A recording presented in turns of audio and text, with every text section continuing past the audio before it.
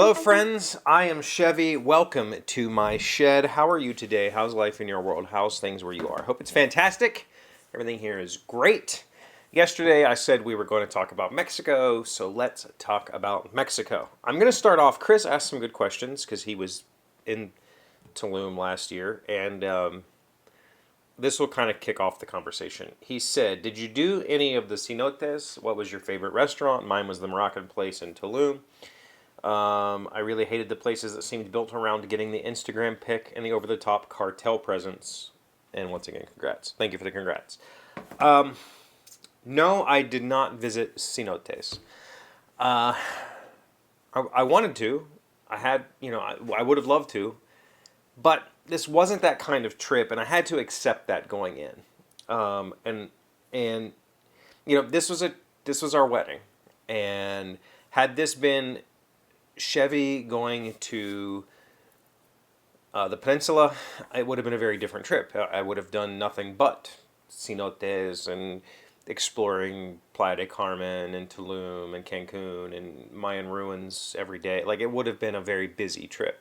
But this wasn't that kind of trip. This was a family trip with a whole bunch of people at an all-inclusive resort. And I had to, that was the trip. So,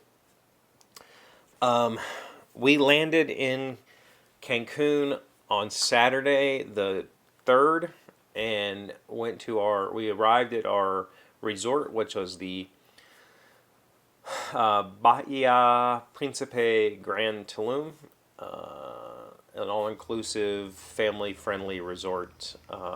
We had to go family-friendly because my youngest is only 14. And we got there early, which was not good because rooms aren't ready until 3, and that caused a whole bunch of headache. We basically had to leave our baggage just sitting out in the lobby and had 3 hours to kill. We tried to eat, and they asked for room numbers, and trying to get room numbers was so anyway. That was an issue. It was a little bit of an issue, a little bit of a hiccup. But the majority of her family had no interest in leaving the compound. When they take these types of trips, they literally just sit on the beach 6-8 hours a day and do nothing else, and read books and talk. Spend time with family. That's what they do. So I had to respect that in some regards, because the things that I wanted to do were not. I could have just said, screw it, I'm going to go off on my own, or me and my friend are going to go do things. And we did a little bit of that, but it wasn't like I'm going to go take an all-day excursion somewhere. So we did visit the Tulum ruins as a group. We had enough people that we got our own private charter over there. And that was excellent. We spent, I don't remember if that was Monday or Tuesday. I think it was Tuesday. We spent 2 hours at the ruins. Here's the other thing about Mexico, about the peninsula in June. It is ridiculously hot. When I looked at the weather, I was like, okay, 85 to 95 and 60 to 80% humidity. That's a normal West Virginia summer. We have really hot, really wet summers here. And so 90 degrees and 70% humidity, very normal to me. The thing is, when it's like that here, I just don't go outside. We don't really have that choice in this type of event, in this type of area. The resort that we stayed at was spread out over probably like a quarter mile from end to end, and we had to go outside. We had to walk between buildings. There was no just stay inside. Most of the eating areas, the bars, they were all covered but open, so it was hot and sweaty and muggy all day, every day.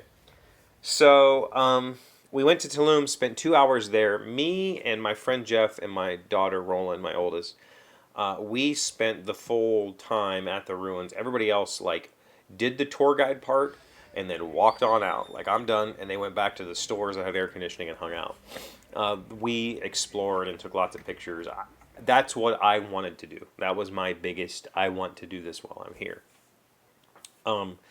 My friend Jeff and I had planned on going to Coba. We found a guide that would take us to Coba, a local guy in downtown Tulum. And Coba, so the Tulum site is an active state-controlled archaeological site. It was really interesting. There was active archaeology going on while we were there. Koba is not. And at Koba, you can climb on the ruins and all that stuff. You can't do that in Tulum anymore.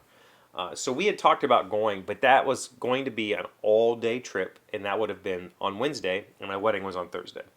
And after the way that I felt, I guess it was Tuesday, the way that I felt after Tuesday, like I was wiped. And I thought, man, if I try to go out there all day on Wednesday and then get married the next day, I just couldn't. So I just said, you know what, I'm not going to do it. So instead, we went and explored Tulum. We got on the public shuttle. Forget what they call it, Centrivo or something like that, which is a public bus shuttle thing that runs like every 10 minutes, and they're like sprinter vans, 15-person sprinter vans, and they just run between Playa del Carmen and Tulum all day, every day. Or maybe even Cancun. I probably could have gone to Cancun. We took that into Tulum one day and spent some time on downtown Tulum. I did not eat while we were there. We only stayed there for a couple of hours. We just kind of walked the main street of Tulum and, you know, bought some things and talked to people, and that was really awesome. That was something that I wanted to do. I wish that I'd have had more time there, to explore the more than just the strip, the tourist strip, like to see actual, like, what are local people eating, where, you know, the thing that shocked me the most was I've seen quite a few tourist prep videos about that area, and they always have lots of taco trucks or like taco vendors. I saw 0 vendors selling food, you know, like I expected. There were restaurants, sure, but we didn't go in any of those. We did have, they had gelato. I don't really do dairy or sugar all that well, so I didn't have the gelato. But the interesting thing, you mentioned the cartel. I didn't notice any cartel the entire time. I saw a whole lot of police, and maybe that's why I didn't see cartel. There were police checkpoints all along the highway. There were police tents on the beach. Like, literally, we went scuba diving one day, or not scuba diving, we went snorkeling on Friday morning, and there's 2 resorts, the Tulum where we were staying, and the other one is called Akumal. They're separated by a public street, and there's a little section of public beach. There was a tent there with, like, armed police officers. There was police checkpoints on the highways. There was police, when we were getting into Tulum, there was police standing there with their guns. So I didn't notice any obvious cartel presence. There was obvious, like, Instagram picture type spots, which takes away from things. But I feel like I got to experience a bit of, like, authentic Mexico, and that was really nice. Takeaways from the trip, there was different birds that were super vocal. They had to have been some sort of myna bird, something we have here called catbirds, or a type of myna, because they were super vocal and had hundreds of different calls. I heard all kinds of different things. They also had little animals, little coati, that's not what they call them, that's the term for them, but they call them tehun. They were all over the place, and they're basically a raccoon, and they were just letting them kind of all over the resort. You would see them constantly. I was joking that, like, how weird would it be to go to an all-inclusive resort in the U.S. and there's raccoons running all over the place, and you're like, look at the raccoons, how cute. That was kind of what it was like with these things, the tehun.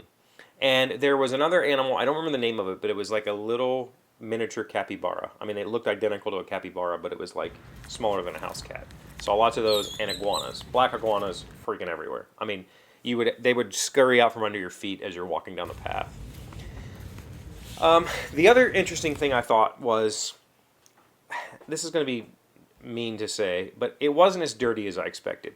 Not meaning the resort, meaning like the main highway. Yeah, it was a little bit, there was some litter here and there, mostly like broken road barrels and stuff, but there wasn't nearly as, like, I expected it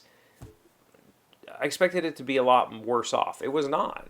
And in fact, one of the guides, or one of the people, I believe when we were in Tulum, said something like, well, you know, we mentioned needing something, he said no, and then he said something, you know, that stuck with me, that was welcome to the third world.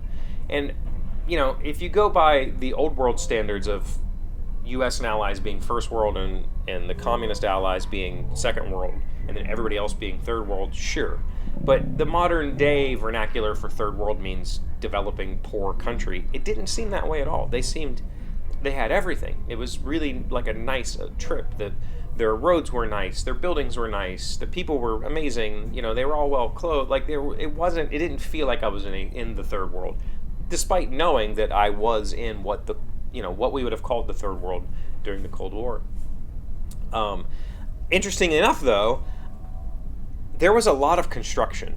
Like, I saw construction all over the place, meaning new roads. There was a new road being built to the Tulum ruins that was cut literally through jungle. There was new bypasses being built. There was new construction all over the place. I never once saw any construction machinery. There was evidence of construction machinery. There would be giant piles of stone, and obviously a dozer had built that or whatever, but there was no machines. Like, here, when I see construction here, there's machines parked all over the place. I saw none of that, which was really strange to me. I realized, they don't have just millions of dollars worth of heavy machinery laying around. So that was interesting. But overall, it was a really fantastic trip. To tally back to what Chris had asked about, my friend did end up he was going to go to Coba on Friday, could not hook up with the tour guide. So he ended up going to cenotes himself and swam in some of the underground ones and swam in a little lagoon. Me and the kids decided to have a dolphin encounter. I paid for us to swim with dolphins and ride on dolphins. So we got to do that on Friday. And the other times, when it was too hot to do much else, I packed a bunch of board games. Me and my friend stayed in my room. We had a suite, honeymoon suite kind of thing, and we played board games. I played Ares Expedition, played Eminent Domain, and Beer and Bread, and we just played games, and that was really fantastic. It was nice to be able to get out of the heat and do a little bit of that, and also spend time with him. So that was good. The wedding, I told you yesterday, was fantastic. It was a really beautiful ceremony. That day was great. But I will go back someday. I would love, I really wanted to visit Mexico, to visit the Mayan people. And I got to do a little bit of that. Someday I want to go back and that be the focus of the trip. But this wasn't the focus of the trip. I had to accept that. This wasn't a tourist trip. This was, let's go get married. Let's spend time with our family and enjoy an all-inclusive, relaxing retreat. Yeah. So that was my time in Mexico. Takeaways were, it was pretty normal. It felt like a normal place in a normal, busy area, outside of the main highway between Tulum City and Akumal and then Cancun. There's not a whole lot. There's just resorts and jungle. And that was a little bit bizarre. But I felt perfectly safe and welcomed, and everybody seemed to be very happy to be there and to have us there. So it was a wonderful time. I can definitely recommend it. Would I recommend the resort we stayed at? Maybe not so much. There were some moments, but they handled the wedding very, very well. So I would go back. Have any more questions? Put them in the comments. We can talk more about Mexico. Thank you for being here as always. Thank you for liking, commenting, subscribing, being amazing friends and wonderful people. I really appreciate you. And I'll see you again tomorrow. Today's word you should know to sound smart is recumbent, and is an adjective meaning inactive, idle, or lying down. During our Italian cruise, we spent most of our time recumbent on the bow of a yacht, soaking up the sun's rays. Recumbent. R-E-C-U-M-B-E-N-T. We definitely spent some time recumbent on our cruise last year because drinking and punk rock for like 6 hours is a lot.